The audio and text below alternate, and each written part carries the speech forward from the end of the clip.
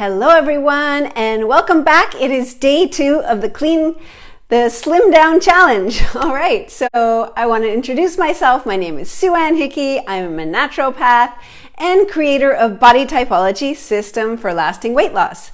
I live just west of the island of Montreal in a town called Hudson. I absolutely love what I do, helping my clients heal their ailments naturally and drop the pounds that they want to using a personalized body type plan. So let's dive into day 2, but first I want to check in and see how you are doing. How was day 1 for you? Did you eat 3 meals? I hope so. I hope you had breakfast this morning. And how are you doing on becoming more aware of those thoughts, right?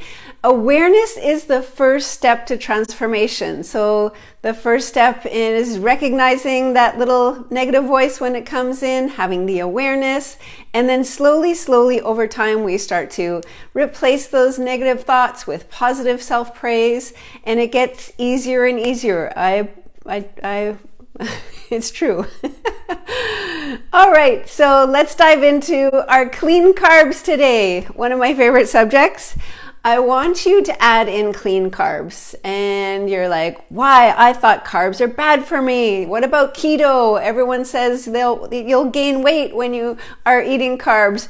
Wrong. That is completely false, right? We do not have to take out an entire food group in order to lose weight. There are so many benefits to eating clean carbs. And the number one benefit is that they are good for you and they fill you up and keep you satisfied a long time. What that means is that you won't be reaching for the unhealthy snacks as much in between meals. So other things are they are very high in B vitamins, very nutritious. Every single grain has tons of nutritional value. So let's go through them and dive in.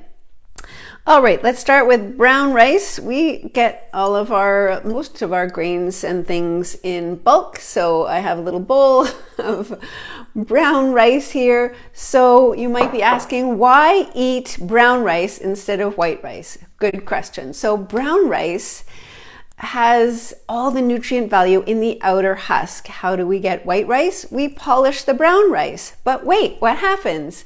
All the outer shell is taken off where we have all the vitamins and minerals and bran and fiber. So white rice is basically devoid of much nutritional value. I don't know about you, but when I eat white rice, and let's say you have sushi with those little teeny pieces of fish, hardly any protein, and white rice, I'm hungry an hour or two later. Whereas when you have some brown rice with your dinner, it's nourishing, it's heavy, it's satisfying, and you won't be hungry later on or in between meals. So brown rice, super easy to cook. Takes a little bit longer than white rice, but just plan in advance. I will talk about that. Next little grain is actually a seed. Quinoa. Most of you are familiar with quinoa now. It's gained a ton of popularity. What I love about quinoa is that it only takes 15 minutes to cook and it's super versatile, right? You can have it hot as a side dish. You can have it cold. You can throw it in a salad. It is really easy and fast to cook up. It's nice and light and fluffy. So often I like to have that with lunch. And quinoa is super high in vitamins and minerals and protein. It's one of the grains that's highest in protein.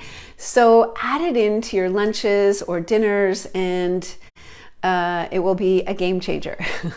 Next, let's talk about sweet potatoes. Sweet potatoes are also another great carb that you can add in. So they are orange, and we know that our orange foods are natural anti-inflammatory, right? All the rage about turmeric these days, it's orange. So all of our orange foods have natural anti-inflammatory properties, high in beta-carotene, really good for you. Potatoes. People avoid potatoes thinking they're fattening as well. Again, not true unless you're piling them high with butter and sour cream or cheese. So don't do that. So enjoy potatoes. There's also a lot of vitamins in the skin. If you can buy them organic, they can be pretty high in pesticides. So organic is best, but you do not have to avoid potatoes. Another great carb is barley, right? So this is probably backwards. So this is barley, and there are something that you need to know if you want to take notes to grab all these helpful hints, then by all means do. So there's different kinds of barley, right? We have pot or Scotch barley, that's one kind, and then there's pearled barley, the other kind.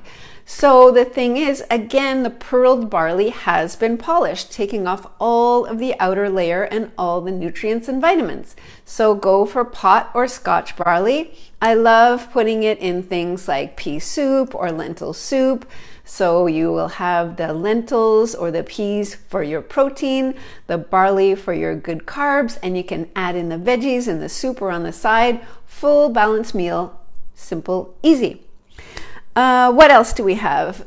So let's talk about wheat. People say, is wheat good for me?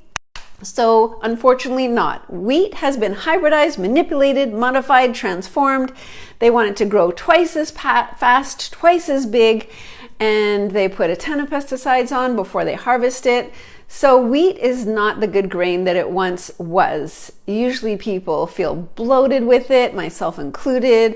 So instead of wheat, we have better alternatives, things like spelt and kamut.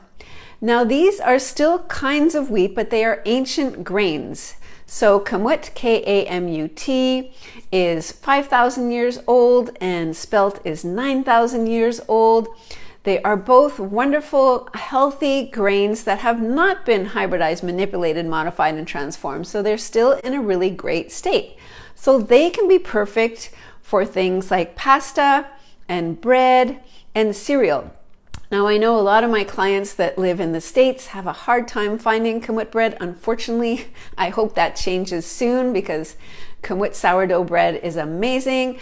If you can't find kamut or spelt, a good backup could be rye or buckwheat. Now, buckwheat is another amazing grain that a lot of people don't think about because buckwheat absorbs all the vitamins and minerals really well from the soil. So it is super nourishing for the body.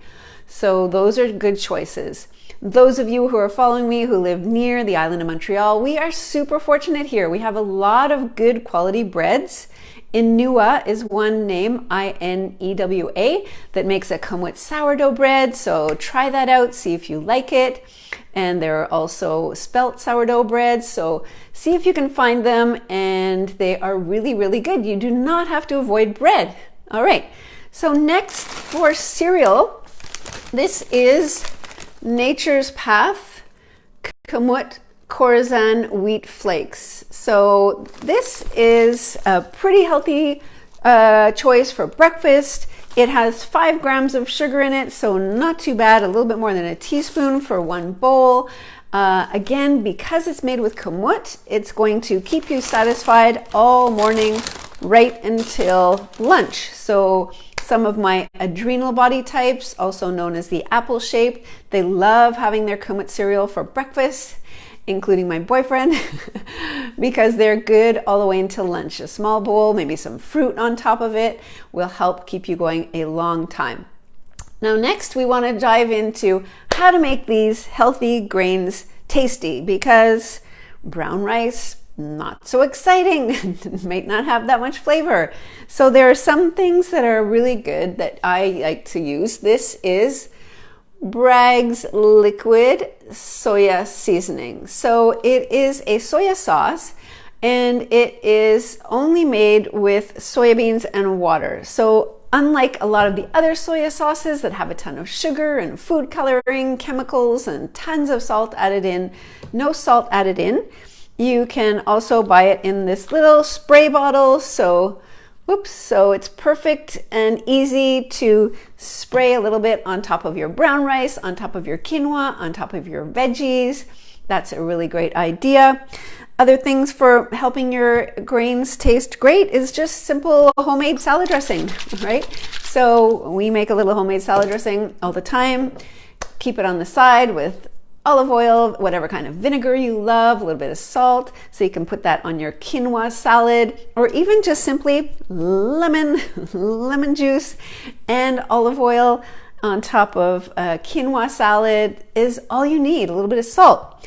We keep a little bit of lemon juice always squeezed in the fridge to make it super fast and easy. Because I know a lot of you are saying, Sue-Ann, when do you want me to do all this stuff? I don't have time. This is too much. Now wait, number one, yes, you do need to spend a little bit of time in the kitchen, because I always say those vegetables, they don't cut themselves. The meals don't prepare themselves. And if you want to eat healthy, you do need to find a little bit of time.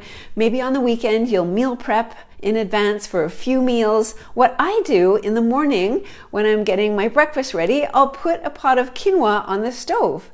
Put on the timer, it's ready in 15 minutes. Or same with brown rice at lunch. Just think in advance. Okay, brown rice tonight, we're eating in 45 minutes. Put the pot on now and dinner's ready at 6 o'clock. So always thinking in advance of when you are needing your good carbs. Once you get the hang of it and keep your fridge well stocked, then you are on a roll, right? You can have leftover potatoes in potato salad. You can have your leftover quinoa in a salad.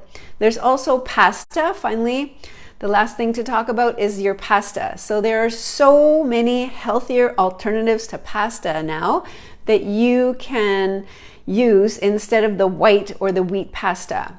There are, as I mentioned, there's kamut pasta, spelt pasta, brown rice pasta, pasta made with quinoa, pasta made with beans like chickpeas. So when you use this pasta, a little goes a long way. That's another key.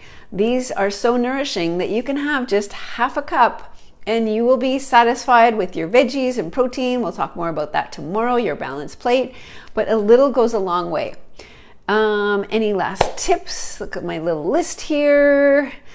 If you're worried about the glycemic index of some of these grains, number one, we rarely eat a food alone. So when you eat any kind of food that might be a little bit higher on the glycemic index with some protein and fat, your glycemic index stays a lot more balanced compared to if you eat a chocolate bar alone.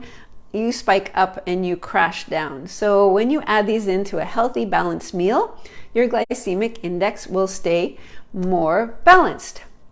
And then finally, people will talk about, there's a book called Grain Brain, and these are really, the grains are supposed to be bad for you. So as soon as that book came out, I went and bought it because I'm a big advocate of healthy carbs and healthy grains. But wait, I went to the index and looked. There was no mention of brown rice, no mention of kamut, no mention of spelt, no mention of quinoa. All he was talking about really were grains that are not bad, they're not good for you, like wheat and white flour. Of course, I agree. But some people want to make a completely one-sided opinion to sell their book and scare the masses and make them more confused. So I hope that I've added some clarity to you today. So today's task, eat your whole grains, your good carbs. They are good for you. Have some at lunch if you haven't had lunch yet, or dinner. And I look forward to chatting with you again tomorrow. Take care, everyone. Keep on going. I'm cheering you on.